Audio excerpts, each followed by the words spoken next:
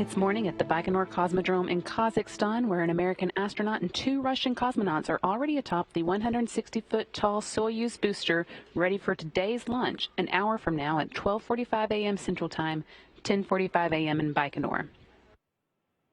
This is a live view of the Soyuz rocket on the Site 31 launch pad at Baikonur.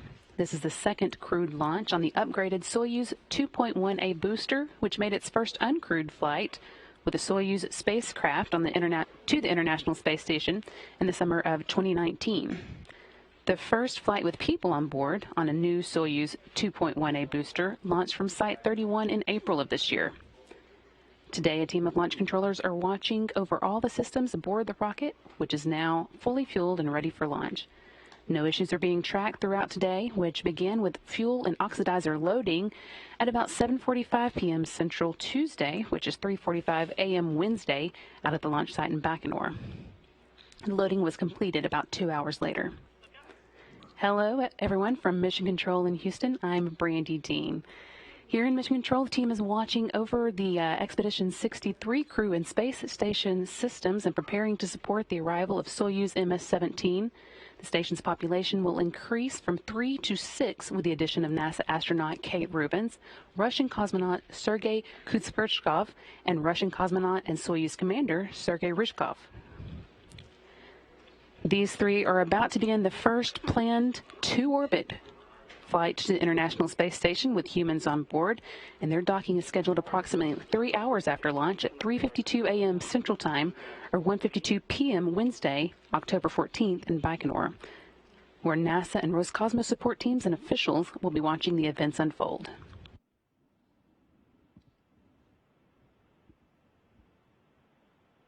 The Soyuz MS-17 spacecraft will be docking with the Rosvet docking port on the Earth-facing side of the Russian segment of the space station.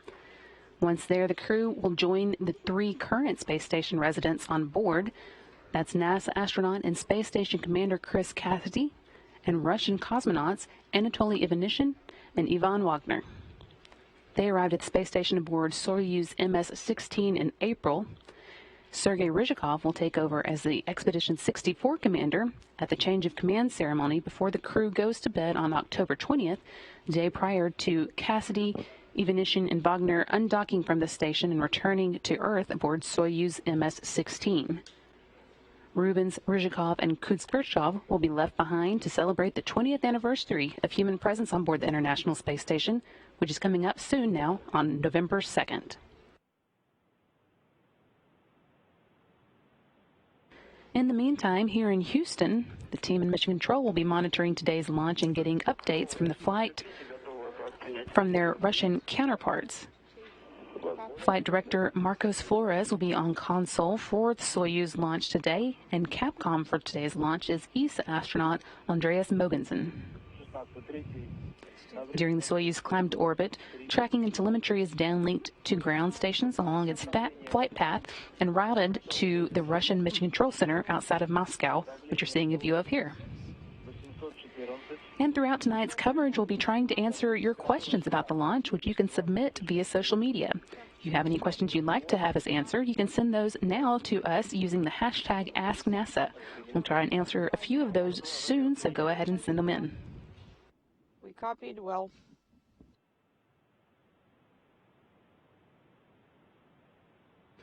Today's launch marks the second flight into space for NASA astronaut Kate Rubins, the second for Russian cosmonaut and Soyuz MS-17 commander Sergey Ryzhikov, and the first for Russian cosmonaut Sergey Kud-Sverchkov of Roscosmos. Let's take a moment to learn more about Dr. Kate Rubins, NASA's next astronaut to fly in space, and her work aboard the International Space Station.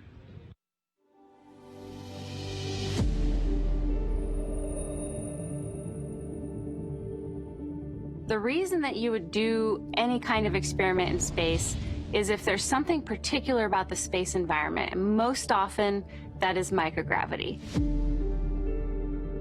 So mostly the ISS gives us the ability to either do something that we can't do in a facility on Earth or investigate some phenomenon, some property in a way that we can't on Earth. So for example, some of the tissue architecture, these really delicate tissues, as you start to build them up, they would collapse. because you have gravity, or the cells would naturally settle to the bottom of the plate. And so you just can't study the answer to the question that you're looking for. So the space station lets us have that ability to either test what the effect of gravity is or remove that problem entirely from our experimental setup.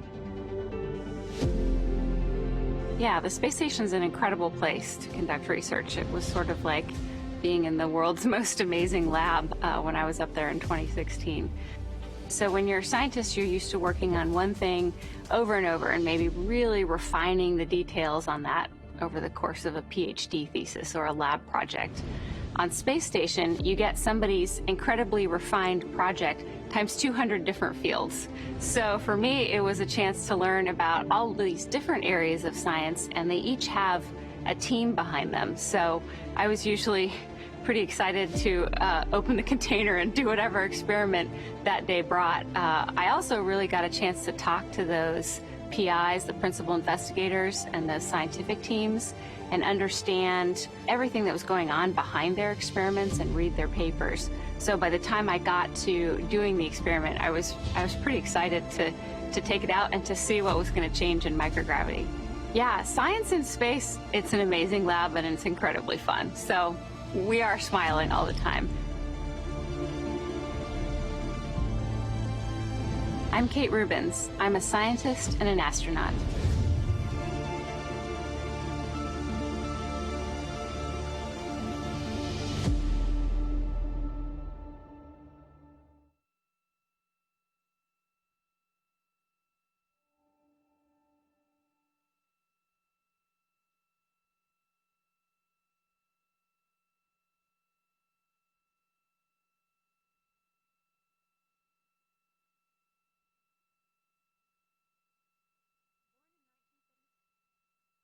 And raised in Napa, California, NASA astronaut Dr. Kate Rubins conducted her undergraduate research on HIV-1 integration in the Infectious Disease Laboratory at the Salk Institute for Biological Studies, earning a bachelor's degree in molecular biology from the University of California, San Diego in 1999.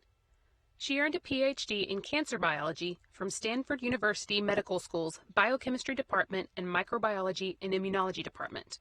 With the U.S. Army Medical Research Institute of Infectious Diseases and the Center for Disease Control and Prevention, Rubins and her colleagues developed the first model of smallpox infection.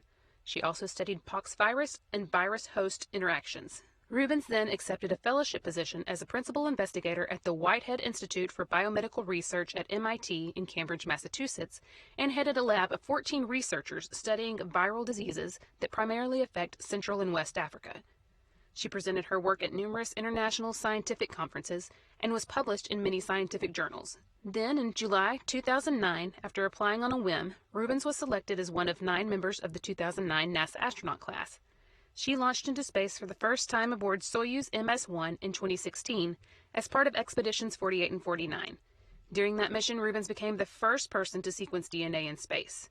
In addition, she conducted 2 spacewalks along with astronaut Jeff Williams, installing the first docking port for U.S. commercial crew spacecraft.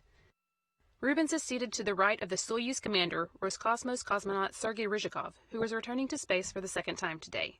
Born in Bogulma, Tatarstan, Russia, Ryzhikov went to high school and young aviators school in the Tyumen region of Russia.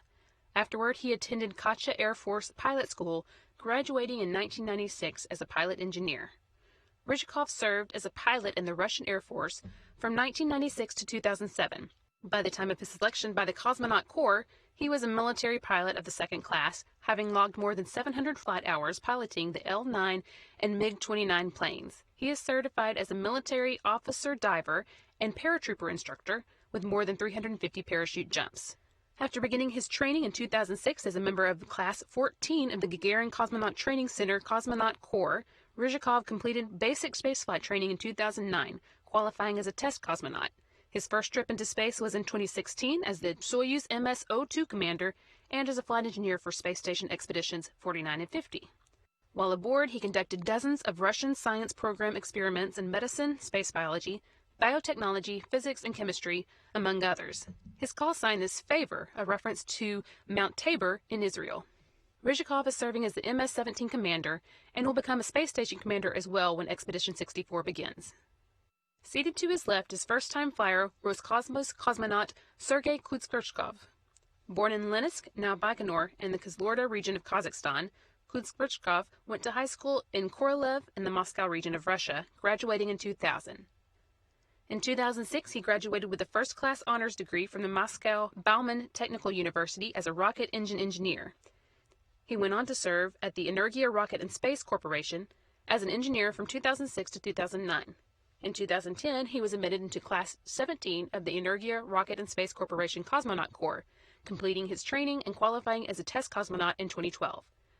From August 2012 to October 2019, he took advanced training, specializing in the space station program. Working from the left seat today is Soyuz MS-17 Flight Engineer 1.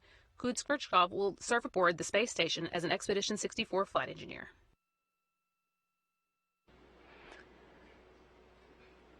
Once again, we are taking questions online via the hashtag AskNASA. So if you're following along on social media, you can get your questions into us. And we have a couple that have already been submitted that we'll go ahead and try to answer for you now. This first one coming from Rob Wood in the UK, asking, when will Chris Cassidy return from the space station? Cassidy is on board now with two other Russian cosmonauts, and they are all going to be returning next week. They'll have just a short handover time where they can make sure that their colleagues that are on their way today will be ready to take care of the space station once they've left, and then they will be coming home on October 21st. Just like tonight, you'll be able to watch all of our coverage of those events, starting with their undocking and then a return to Kazakhstan, where they'll be touching down. That coverage will begin at 7 p.m. Central Time on Wednesday, October 21st, just a week from now. We also have a second question, this one coming from Omar, and asking whether or not astronauts ever suffer from motion sickness. And it varies from astronaut to astronaut, but there are definitely some who suffer from a little bit of motion sickness when they first go to space, and then also when they return from space, they tend to have they can have trouble adjusting to the return of gravity in their lives. That can be a little rough on both ends. So when they arrive at the space station, they're given a little time to adjust. There's some time built into their schedule specifically for microgravity adjustment. And then once they return, a lot of times you'll see the people who are supporting them on the ground being very careful to help them move around, make sure that they've got some support once they get out of the spacecraft and onto solid ground again, to make sure that they have all the help that's possible adjusting to that first feel of gravity for once after they've returned. You can keep sending those in using the hashtag AskNASA, but one of the questions that we often get is about the cruise patch. And we actually have a clip now of Kate Rubins explaining that during a recent news conference. The 64 patch is actually a photograph that I took when I was on board ISS the last time. And it's the underside of the International Space Station as we're flying over city lights in Europe. And so you can see all the lights of these cities being reflected on the underside of the space station. I just thought it was this great analogy of the connectedness between Earth and space, and the fact that you've got lights in these cities down below, and they're reflected in the space station, and then you can see, of course, the space station pass overhead one of those cities at night.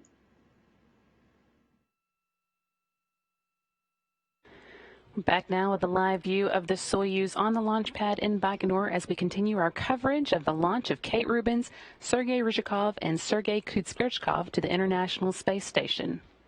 We're now 45 minutes away from today's launch, with liftoff scheduled for 12:45 a.m. Central Time, 10:45 a.m. in Baikonur.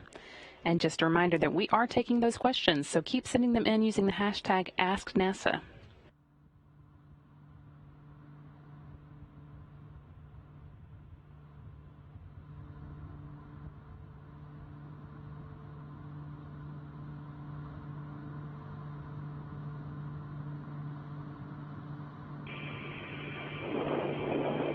Ставка 3 фаворы. Скафандр герметичный. 16:03. This is the tabors. У первого 25, у второго The time is у третьего 20, for 3:20. у первого минута 21. 1 minute 21 seconds for the first, 1:41 for the second. Высота давления 816. The pressure is 816 in the descent module. Кислорода 200. Oxygen Снижается. pressure is 209. Принято. Copy. В баллонах ПХО первой секции In the tanks of the PHO, 208, the second section is 208 224. and 224 in the second section as well. Фаворы, я 16,3, у вас Tabor, I am 16.3. I understand that the suits are airtight. I've also received the pressure on oxygen inside the vehicle. вас понял. I understand.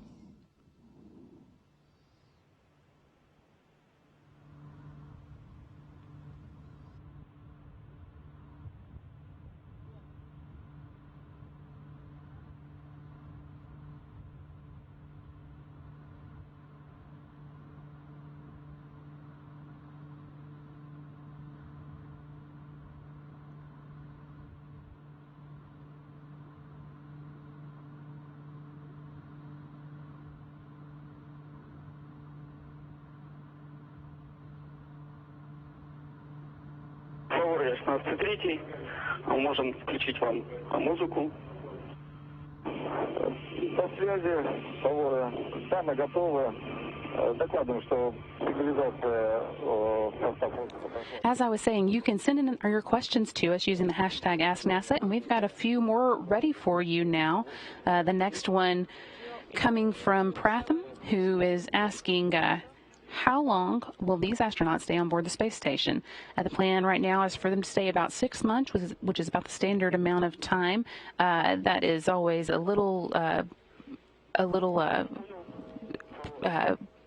dependent on circumstances, but in this case, and for the most part, the astronauts will stay about 6 months at a time, which gives them a good chance to get very used to the International Space Station and really dig in on the work that goes on there and contribute to the science that the space station does and keep it in good working order.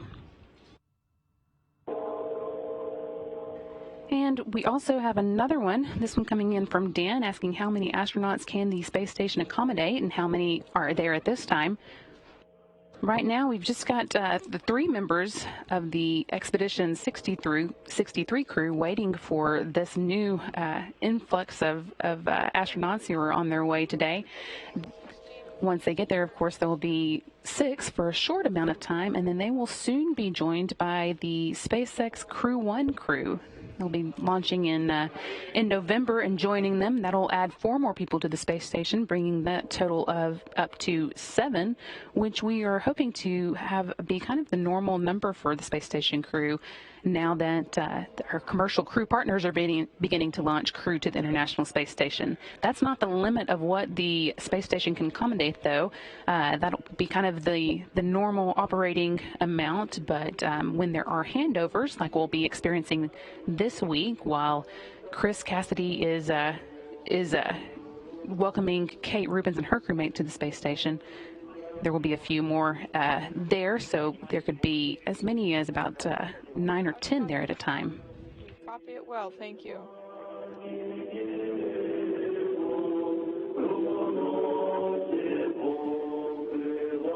Here in just a moment, we'll begin seeing some video that's been recorded over the course of the day as the crew walk through their activities leading up to today's launch. But once again, you can keep submitting those questions using the hashtag AskNASA, and we'll try and take a few more before today's broadcast is over.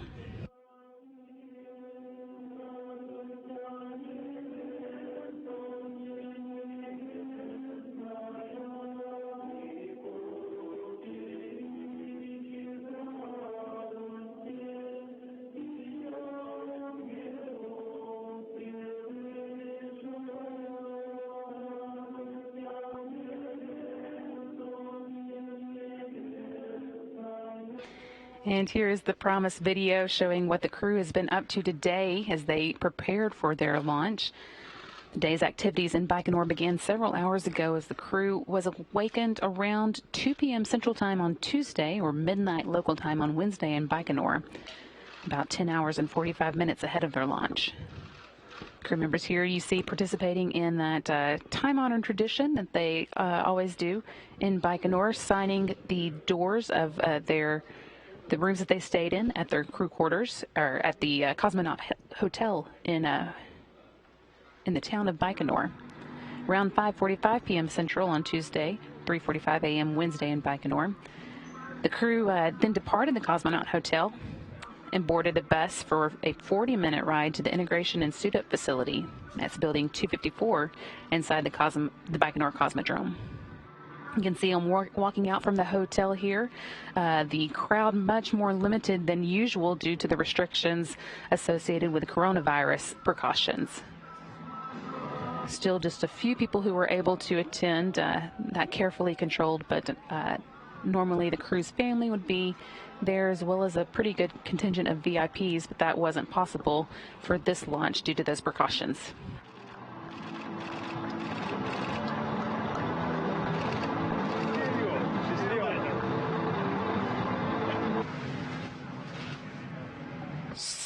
Rubins, Ryzhikov, and Kud-Sverchkov again getting on the bus here to take that 40-minute ride to the building where they get into their spacesuits, the Integration and Suit-Up facility. Waving some final goodbyes to the crowd that was able to come out and watch. The crew spends their last few weeks ahead of launch in that hotel. They have a little bit of time to rest and do some last-minute studying, making sure that they are ready for the launch and all the activities that come along with it.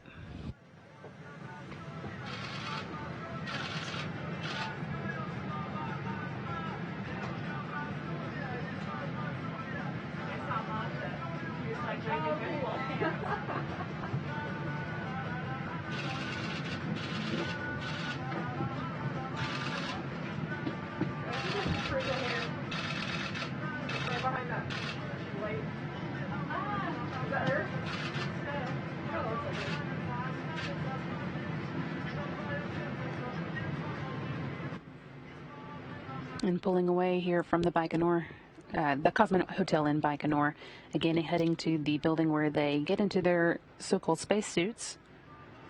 This ride takes about 40 minutes, and then they arrive at the integration building where each crew member underwent final medical exams and then suited up in their launch and entry suits. The suits are pressurized to ensure that they're free from leaks. As program officials look on through protective glass that helps them maintain quarantine. Suit-up takes about 5.5 hours, or is completed about 5.5 hours ahead of launch.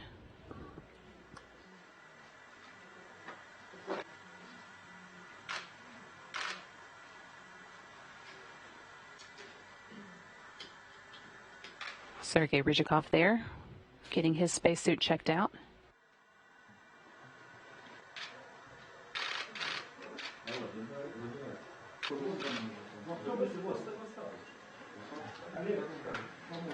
And Sergey Kud-Sverchkov there.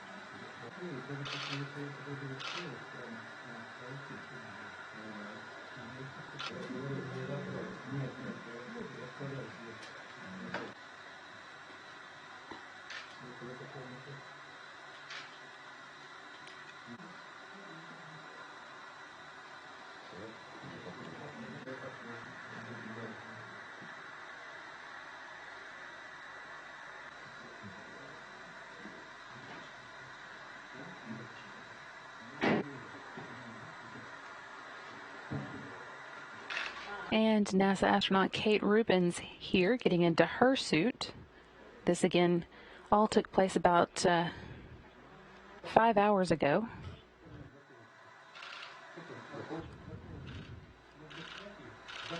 In the integration and suit-up facility at the Baikonur Cosmodrome, that's building 254.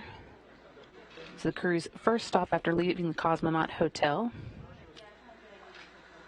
They went through a series of checks here to make sure the suits were leak-free and would be ready to serve them during today's launch.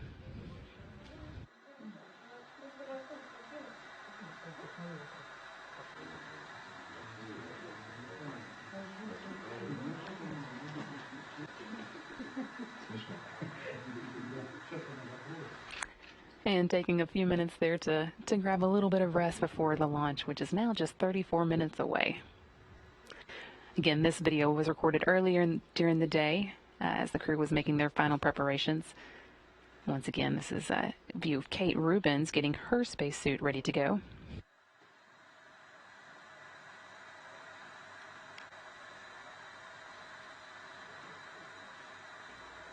It is a long day for the crew with those with their wake-up call coming again about 10 hours and 45 minutes ahead of their launch, and quite a bit of time to go once they do launch to make their way to the International Space Station, although this trip will be shorter than any previous trip that the Soyuz crews have made.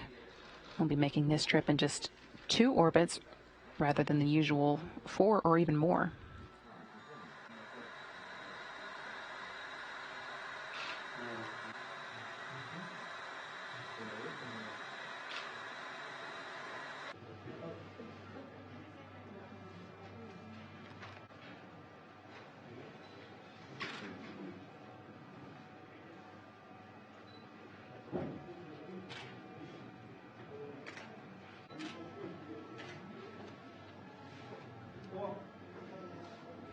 Seeing those leak checks that occurred earlier today here.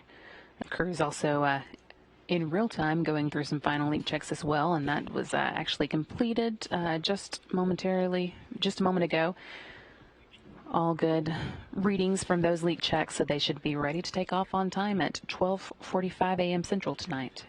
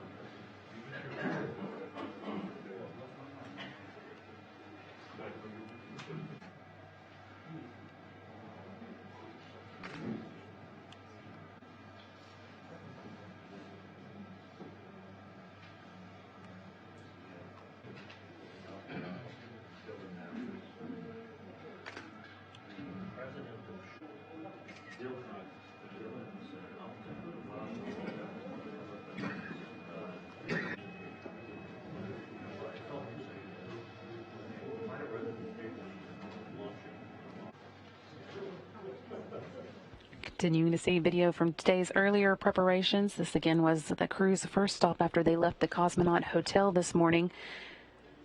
Here seeing Kate Rubins get her suit leak check.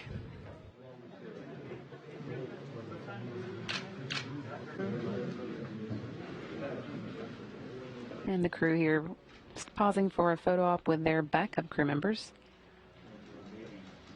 And just on the other side of the glass, out of view here, a number of VIPs and guests are watching. Again, a smaller group than usual, but still a good number of people interested in their launch, all behind a glass that helps protect the crew members. That glass is always there, but especially important right now with the COVID restrictions that are protecting them before they make their way to the International Space Station. Those have been very strictly watched throughout. Good morning. Happy birthday, Kate. We have a great space station that's waiting the 3 years arrival, and we're looking forward to seeing you on orbit, all three of you. Congratulations. Woo! With Space Station Program Manager Joe Montalbano giving his well wishes to the crew. We will be glad to see you in a few hours, just a little over 3 hours after launch. When you arrive on station, have a safe trip and a great arrival on station.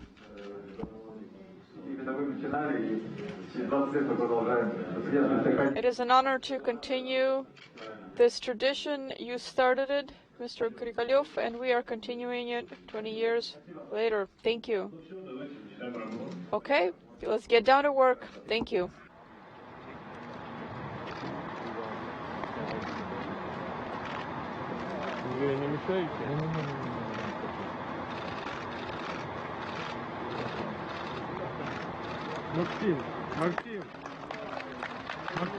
Following those leak checks and some final well wishes from those managers and from NASA and Roscosmos there who were watching the proceedings, they again went on to maintain tradition and strode out of the Site 254 integration building towards Russian managers to declare one final time that they're ready for launch.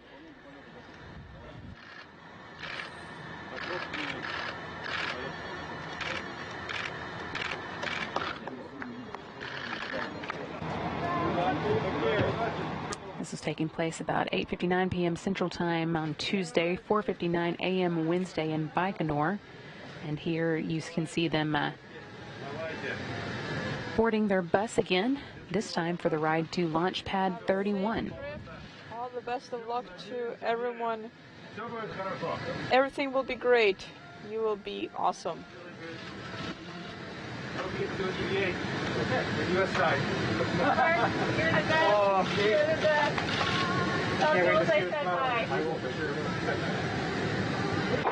Final goodbyes also to their backup crew, now relieved of their duty.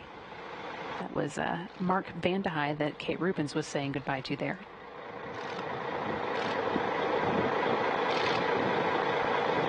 The drive to the pad took about 50 minutes, and they arrived at 10:14 p.m. Central Time, or 8:14 a.m. Wednesday in Baikonur.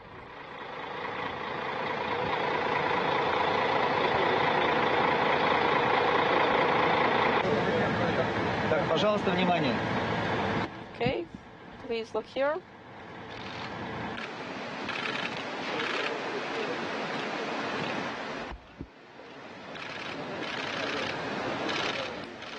And of course, this would not be the time to trip and fall, and those so-called spacesuits aren't the easiest thing to walk in, so they're helped carefully there to their rocket, where they climb just a few stairs, turn to wave goodbye to well-wishers before getting into an elevator for a ride to the top of their Soyuz rocket. That's where they board their spacecraft, which they've now been inside of for the past 2 hours. Сережа!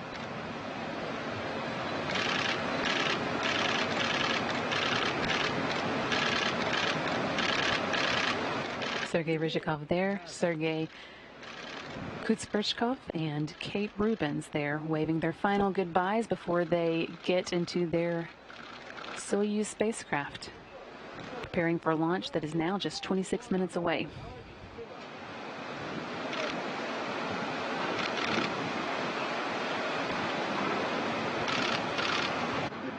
Here we go.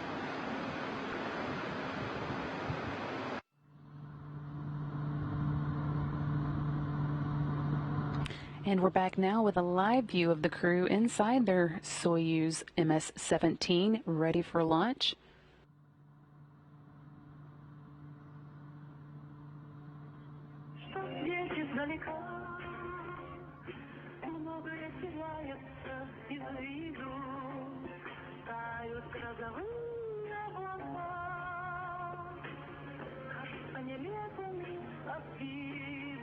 You can see here on the bottom corner, or bottom left-hand corner, Sergey Ryzhikov, who is the Soyuz commander for its trip to the International Space Station, And on the top right-hand side of the screen, Sergey Kud-Sverchkov. Out of view here is Kate Rubins, who is on Ryzhikov's other side, just out of view.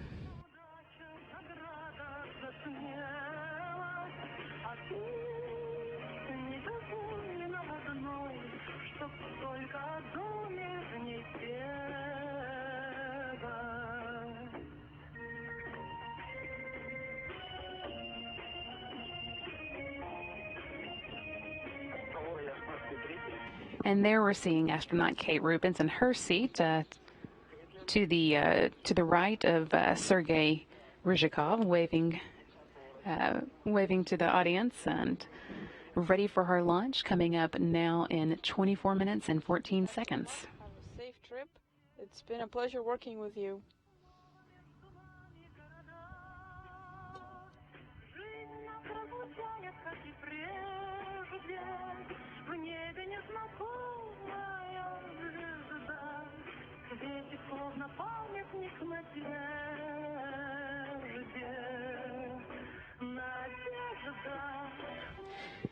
And another live view of the Soyuz MS-17 on the launch pad in Baikonur. Liftoff scheduled for 12:45 a.m. Central Time, 10:45 a.m. in Baikonur. Atop the rocket and within the Soyuz spacecraft, as we just saw, are Kate Rubins, Sergey Ryzhikov, and Sergey Kud-Sverchkov. Now just 23 minutes away from their launch.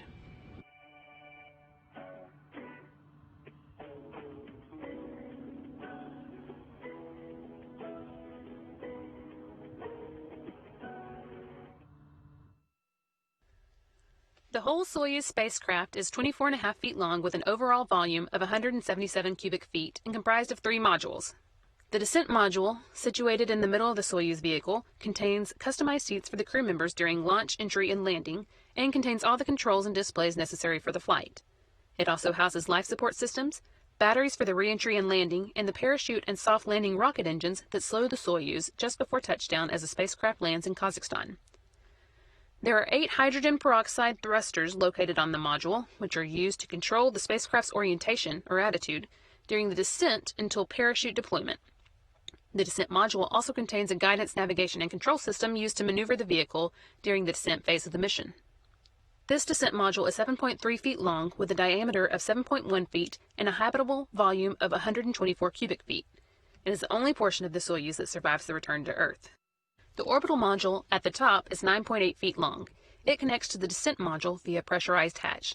This is where the crew has a small amount of room to move around following launch during the flight to the space station. It has a docking mechanism, hatch, and rendezvous antennas located at the front end. The docking mechanism is used to dock with the space station, and the hatch allows entry into the orbiting complex. The rendezvous antennas are used by the automated docking system, which uses radar, to maneuver toward the station for docking. There is also a forward-looking window in the module that the crew can use to take manual measurements of distance and closing speed with a laser rangefinder in the event of failure of the rendezvous radar system. The propulsion module houses the oxygen storage tanks, the main engine, and the attitude control thrusters, avionics, and communication and control equipment. The propulsion portion of this module handles all orbital maneuvers, including those needed for the rendezvous with the space station and the deorbit burn at the end of the spacecraft's mission. Before they are deployed, the 2 solar arrays are folded against the body of the propulsion module, which, along with the orbital module, separates from the descent module after the deorbit burn. The solar panels span almost 35 feet. The entire spacecraft serves not only as a crew transport vehicle to and from the space station, but also as an emergency return vehicle in the unlikely event that the crew needs to leave the station unexpectedly. Now is from Sebastian asking, can astronaut Kate Rubins speak Russian?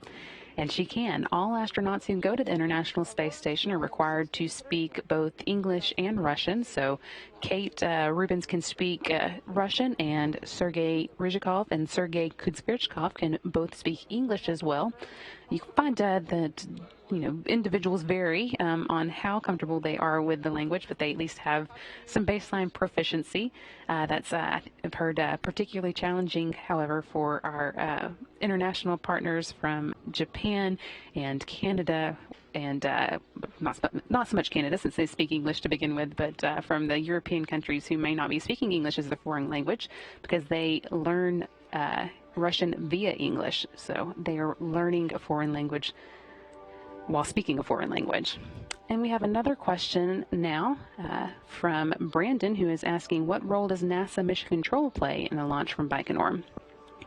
The team here in the Flight Control Room in Mission Control Houston is monitoring the events going on in Baikonur, but they don't have a great deal to do with the actual launch and ascent. What they are working on, however, is making sure that the International Space Station is ready for the Soyuz to dock to it later tonight. That docking is coming up at 3:52 a.m. Central Time, so it'll be a particularly short amount of time to get ready once launch is completed, but everything looking good on this end as well. They've been working ahead to make sure that when the Soyuz arrives, the Rosvet docking port and the crew on board will all be ready to greet it.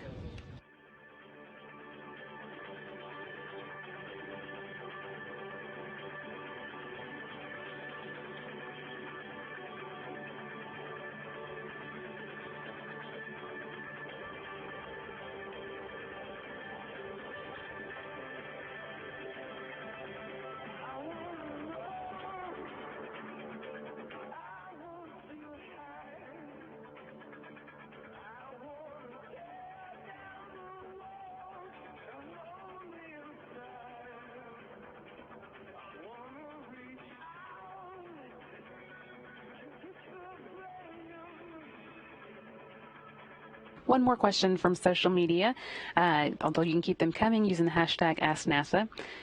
This one coming from Kay, asking, do astronauts have a practice to stay mentally healthy and maintain their cognitive functions in space? That is a very important piece of the puzzle for astronauts working on board the International Space Station. One of the things that is part of the astronauts' training once they arrive at NASA and become astronauts is what we call expeditionary skills, and that is making sure that you are a good team member, you're serving your team well, and that can mean taking care of yourself, self-care, or taking care of your teammates, also being a leader or a follower as the situation calls for. That's a major part of their training, alongside more practical things like International Space Station systems and spacewalk training, but it's an important part of the training. Once again, you can send those questions in using the hashtag AskNASA on social media. We'll try to take a few more over the course of the night.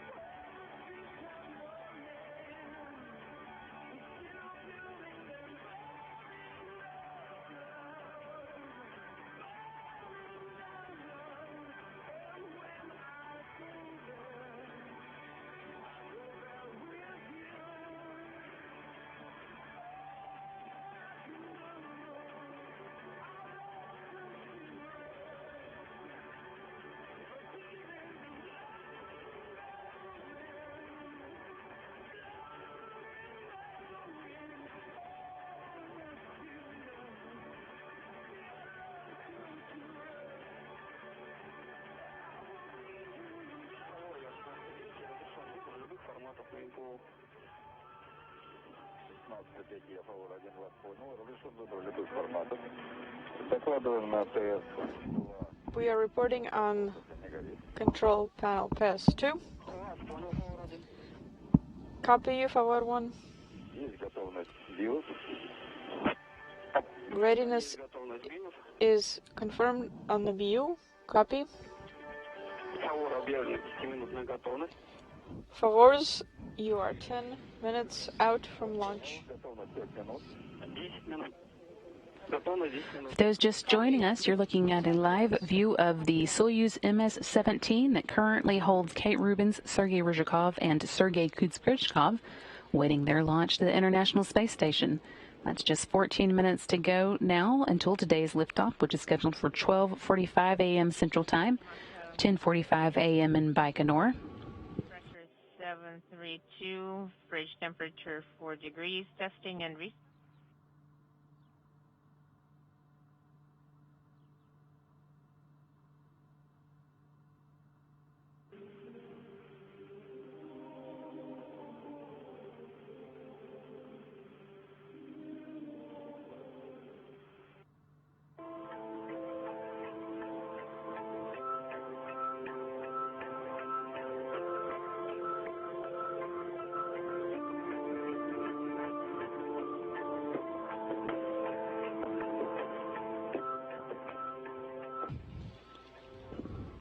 "13 minutes away from launch now, and we have some info for you now on the booster that will carry the crew into space today. The Soyuz rocket stands 162 feet tall, weighs about 640,000 pounds, and consists of the Soyuz MS-17 spacecraft inside a protective shroud at the top and the three-stage Soyuz 2.1A booster below. The spacecraft was mated to its booster, and the three main stages were joined together on Saturday. Just 24 hours later, on Sunday, the Soyuz rocket began its trek to the launch pad right at 7 a.m. Baikonur time, arriving less than 2 hours later where it was raised into a vertical position for final pre-launch preparations. Now poised for launch with its 3 crew members on board, the Soyuz spacecraft sits high above the 3 stages of the Soyuz booster, which uses kerosene and liquid oxygen as the propellant. The first stage has 4 liquid engines strapped to the side of the core vehicle. Each will burn for 1 minute and 58 seconds before they drop away. The core engine of the first stage also serves as the second stage and continues to burn until 4 minutes and 57 seconds into the flight. The third stage has a single engine that will ignite before the separation of the second stage, helping to push it away safely. It will burn until the 8 minutes and 46 seconds mark of the flight, and at that point the Soyuz spacecraft will separate from the third stage, having arrived at its preliminary orbit.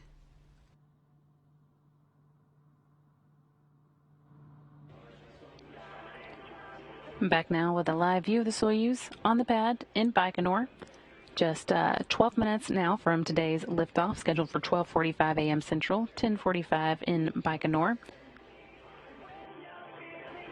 Getting a lot of questions on social media about the music that we're hearing. That is played for the benefit of the crew and chosen by the crew. Don't have information on which crew member chose which particular songs that they get to hear, but it's possible that any of them could have. One of the other things that the crew gets to choose is the zero gravity indicator that they take with them into space.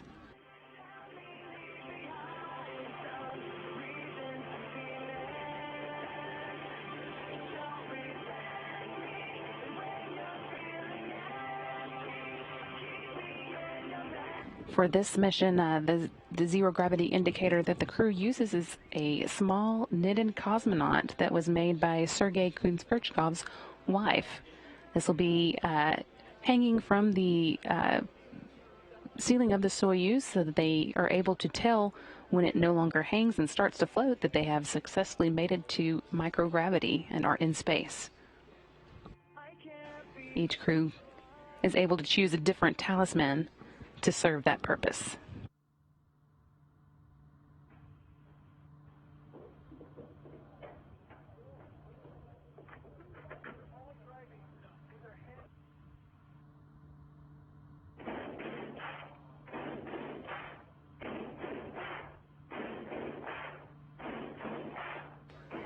One other milestone to note today before we get into the last few minutes of the countdown is that it is astronaut Kate Rubin's birthday. She will be launching with an extremely big birthday candle, making her way to the International Space Station, and having an extra reason to celebrate today.